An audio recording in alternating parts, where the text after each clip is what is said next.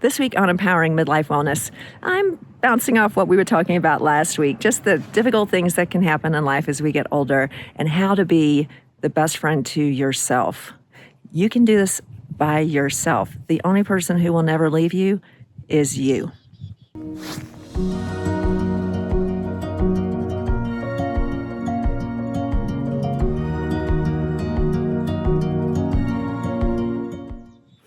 Hi, friends, and welcome to this week's episode. If you're just joining me, I'm Dr. Susan. I'm a board-certified gynecologist and certified menopause practitioner dedicated to taking care of women in midlife. That's women just like me who want to feel great now and also feel great as we get older.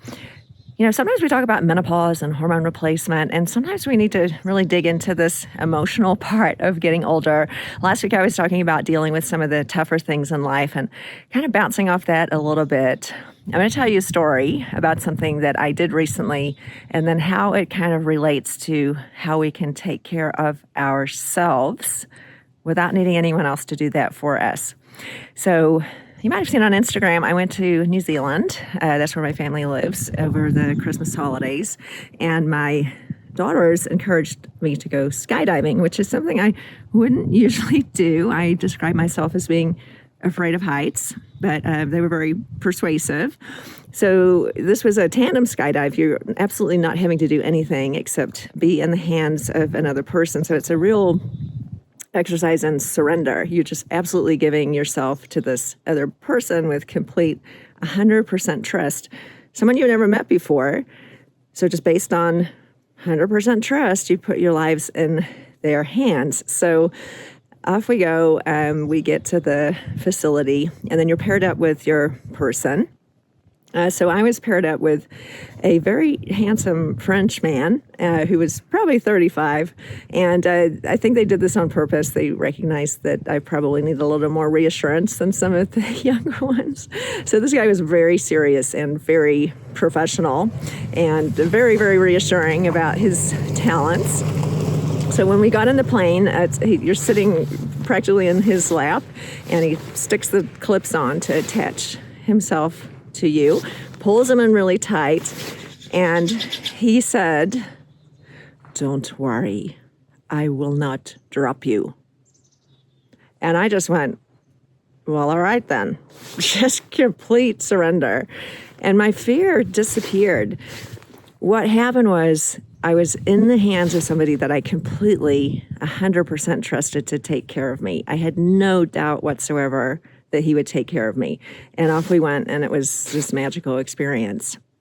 So I've thought about that line frequently since then.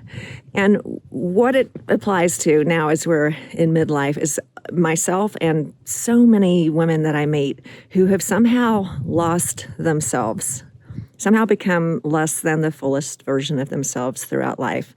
Nobody's fault, not because anyone took it from us, but throughout the process as being a mother, being a wife, giving ourselves to our work, all the various ways that we give ourselves away. Many of us have lost ourselves. And what does that mean? I mean, we've lost the ability to be our full selves and our fullest aliveness, our fullest experience of the world without someone else telling us that we're okay. No, we need someone else to tell us, "I will not drop you." Someone else to tell us, "I've got you." Someone else to tell us, "You're pretty enough, you're good enough, you're okay, everything's all right." You know what? You can say that to yourself. So here's the point. You can say to yourself, "Don't worry, I will not drop you. I will not abandon you. I don't need anyone else to tell me this. Don't worry, I will not drop you." So I did yoga this morning. Obviously, I'm not in Houston. I'm in Sun Valley on vacation. It's an amazing yoga class. And while I was doing the class, I was repeating this to myself. Don't worry, I will not drop you. I've got you. I've got you. You know the only person who is never, ever going to leave you? You. So that's a great person to rely on, to completely surrender to, who will not drop you when you jump out of the plane or you do what other scary thing that life has set in front of you.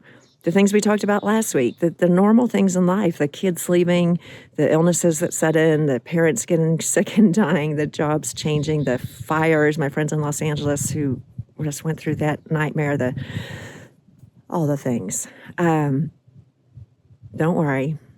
I will not drop you. We will not abandon ourselves. And I love this idea. I don't have to try to appeal to my critics.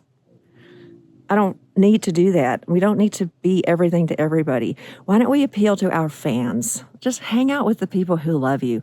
Get rid of the ones who don't.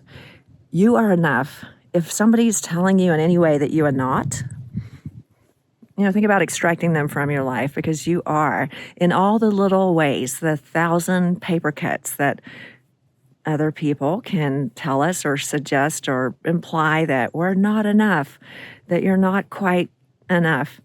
You know what? You are. And the person who will tell you that is you.